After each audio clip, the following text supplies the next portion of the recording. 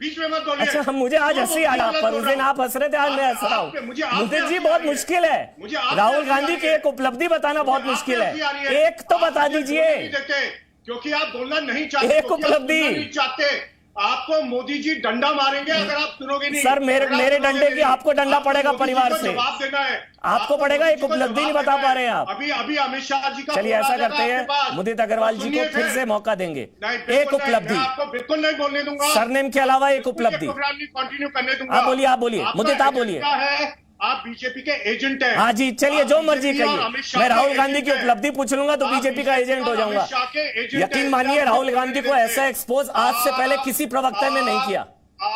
राहुल गांधी को ऐसा एक्सपोज किसी कांग्रेस के प्रवक्ता ने नहीं किया।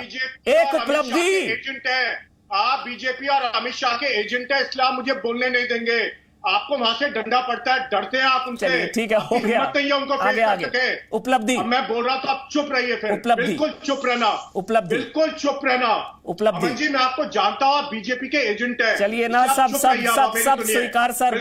राहुल, एक उपलब्धि करना चाहिए जी। अब मैं बोल रहा हूँ, हाँ, एक तो बड़ी अच्छी लगी अमन जी ने अपनी जो कमियां थी वो स्वीकार ली। उपलब्धि जी, इतनी अच्छी सोच थी राहुल गांधी जी की। उन्होंने यूथ कांग्रेस में इलेक्शन करवाए, एनएसयूआई में इलेक्शन करवाए। वो क्यों करवाए थे? क्योंकि उनको कहीं ना कहीं लगा कि जो यंग लोग हैं, जो नए लोग राजनीति में आना चाहते हैं, ये उपलब्धि है। आपकी समझ में नहीं आएगी शायद, क्योंकि आपको वही समझ में आता है जो अमित शाह और मोदी जी कहते हैं। आपको आ ही नहीं सकती अमित जी समझ में। तो प्लीज, जनता को समझ में आ रही है तो आप बीच में ना बोले तो अच्छा है। मुझे जनता से बात करने दीजिए।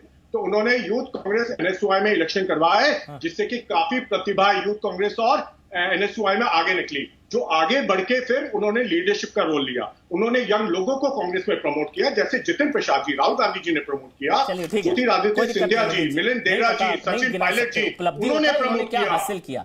इतने चुनाव जितवाए, इतने राज्यों में सरकारें बनवाई। मैं बता रहा हूँ ना, उन्होंने 40 चुनाव हरवाए हैं, वर्ल्ड रिकॉर्ड बनाया है, हरवाने का रिकॉर्ड बनवाया। क्योंकि आप समझ लीजिए, एक उपलब्धि नहीं है। अब चलिए ठीक है, कोई दिक्कत नहीं। मोदी जी, मैं यकीन मानिए, राहुल गांधी को, राहुल के प्रवक्ता आपने जितना एक्सपोज किया किसी ने नहीं किया सर। चलिए, मैं प्रेम शुक्ला के पास जा रहा हूं। उससे पहले मैं प्रेम शुक्ला चलिए ठीक है सर। नहीं, राहुल गांधी को कांग्रेस के प्रवक्ता ने जैसा एक्सपोज किया है कोई नहीं कर सकता। एक उपलब्धि नहीं। मोदी जी की उपलब्धि बताइए भाई। प्रेम शुक्ला जी, लोग भी देख रहे हैं आपका एजेंडा। शांतनु गुप्ता भी है मेरे साथ और धीरज जी भी है। मैं आ रहा हूं, लेकिन पहले प्रेम शुक्ला। मोदी जी की उपलब्धियां चुनावी गिनाऊं कि प्रशासक के तौर पर गिनाऊं, एक अच्छे व्यक्ति के तौर पर गिनाऊं। मैं आपसे ये जानना चाहता हूं कि उनकी उपलब्धियां मैं एक जननेता के रूप में गिनाऊं, एक प्रशासक के रूप में गिनाऊं, चुनाव जिताने वाले व्यक्ति के रूप में गिनाऊं। देखिए, भारतीय जनता पार्टी कभी भी अपने बल पर स्पष्ट बहुमत पाने की स्थिति में जब से स्थापना काल से नहीं हुई थी। आदरणीय नरेंद्र मोदी जी का ही यशस्वी नेतृत्व है जो भारतीय जनता पार्टी को 2014 में 282 सीटें और 2019 में 303 सीटें दिलाता है। यह आदरणीय नरेंद्र मोदी जी की चुनावी उपलब्धि बता रहा हूं। तमाम राज्यों में भारतीय जनता पार्टी को 2014 के पहले कहा जाता था ये बहुप्रांतीय पार्टी है। राष्ट्रीय पार्टी किसने बनाया? आदरणीय नरेंद्र मोदी जी ने बनाया। नॉर्थ ईस्ट से भारतीय जनता पार्टी हो सकती थी क्या? ऐसी कल्पना नहीं की जा सकती। नॉर्थ ईस्ट से भारतीय जनता पार्टी की आदरणीय मोदी जी के उपलब्धि का मतलब अचीवमेंट होता है। उपलब्धियों की 100 चलिए ठीक है। अब मैं धीरज जी के पास जा रहा हूं। धीरज जी, उसके बाद स्मिता प्रकाश में आपके पास आऊंगा। धीरज जी हैं, धीरज जी कांग्रेस के ही नेता हैं। मोदी जी, धीरज जी, अब राहुल गांधी को इतना एक्सपोज मत करिए आप। मोदी जी, अच्छा नहीं लगता, आपको भी निकाल देंगे पार्टी से। इतना मत एक्सपोज करिए राहुल गांधी को, ठीक है? धीरज जी, धीरज गुर्जर जी, जलन होती है। धीरज जी, जी, हाँ, मुझे, मैं सवाल पूछ रहा हूँ, मुझे क्या जलन होनी है सर? धीरज गुर्जर जी, यंग टैलेंट को क्यों नहीं रिटेन कर पा रहे हैं सर आप लोग? यंग टैलेंट, सिंधिया, हेमंत विश्व शर्मा, जितिन प्रसाद, बोलिए धीरज जी। आपको एक उपलब्धि ताजा बताता हूँ। नरेंद्र मोदी जैसे जिद्दी व्यक्ति से पूरे देश के लिए वैक्सीन फ्री करवाने की ताकत राहुल गांधी में ही है। अगर राहुल गांधी लगातार नरेंद्र मोदी के ऊपर वोट नहीं करते तो नरेंद्र मोदी जैसा व्यक्ति देश के अंदर। और जिस 10 साल के आप ये जो 2014 से लेकर 2020 के 6 साल के अंदर नरेंद्र मोदी कर रहे हैं, वही मीडिया 2004 से लेकर 2014 तक राहुल गांधी करता था। और जो आज जितिन प्रसाद की आपने मुझे बात करने के लिए बुलाया है, मैं आज उत्तर प्रदेश का सह प्रभारी हूँ, कांग्रेस पार्टी का राष्ट्रीय सचिव हूँ। पहले तो आपको ये मैं कह देता हूँ, जो आप कह रहे हैं अदिति जी कांग्रेस, अदिति सिंह कांग्रेस का हिस्सा नहीं है। कांग्रेस पार्टी के विधायक दल ने उत्तर प्रदेश के अंदर विधानसभा में इस बात की याचिका प्रस्तुत कर रखी है कि अदिति सिंह को कांग्रेस पार्टी का हिस्सा न मानते हुए हमसे अलग कर दिया जाए। कांग्रेस के बारे में अगर आपको सवाल पूछना तो उन लोगों से सवाल पूछिए जो लोग कांग्रेस के जिम्मेदार पदों के ऊपर बैठे हुए हैं। उनका अपराध क्या है? जो अपने जीवन में उपलब्धता हासिल करने धीरज जी, उनका अपराध क्या है अदिति सिंह का कि उन्होंने परिवार को चुनौती दी? अपराध बता दूंगा जी जी जी जी कि कांग्रेस पार्टी का व्यक्ति वीर सावरकर की तरह अंग्रेजों के सामने झुक के माफी नहीं मांग सकता। इसी तरह जो काले अंग्रेज इस देश के अंदर बचे हुए हैं उनके सामने अपने हित और अपने अधिकार के लिए भीख मांगने वाले को कांग्रेस का नहीं मान सकते। अब मैं आपको जो बताना चाहता हूं, जतिन प्रसाद जी की अगर आप बात कर रहे हैं जी, आप कह रहे हैं कि राहुल गांधी जी को डर था इसलिए यंग टैलेंट को साइड में किया जा रहा है। मैंने नहीं कहा, अदिति सिंह ने कहा।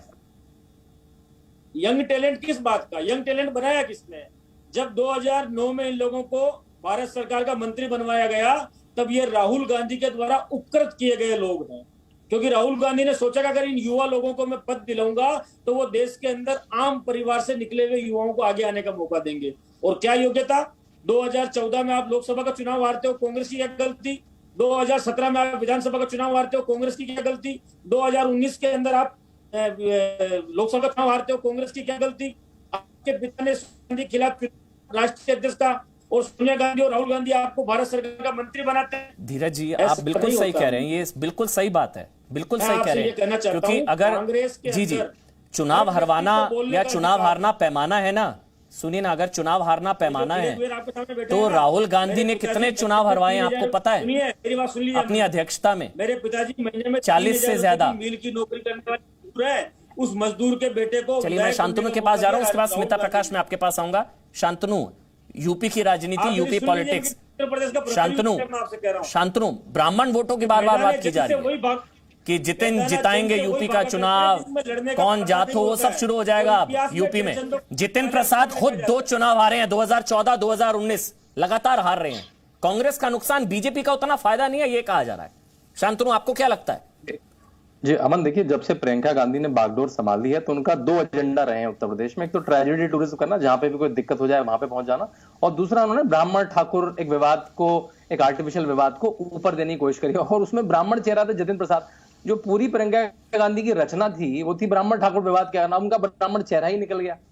अब वो भाजपा में आ गया, भाजपा के इतने विशाल का है, समुद्र में अब बूंद की तरह आ गया वो, तो उनका तो पूरा नैरेटिव ही चला गया। देखिए, जो मुझे मुदित जी और धीरज जी इतने जो मुझे गुस्से में दिख रहे हैं चैनल पे, देखिए उनको भी पता है एक सीलिंग है कांग्रेस में, एक सीलिंग है कांग्रेस में, वो कभी सोच भी नहीं सकते। मुदित अग्रवाल ज्यादा काबिल है राहुल गांधी से, वो राष्ट्रीय अध्यक्ष नहीं बन सकते। मुदित अग्रवाल ज्यादा काबिल है राहुल गांधी से, बेचारे फंसे हुए आगे नहीं बढ़ पा रहे हैं क्योंकि बढ़ नहीं सकते, परिवार से नहीं, वो ज्यादा काबिल है।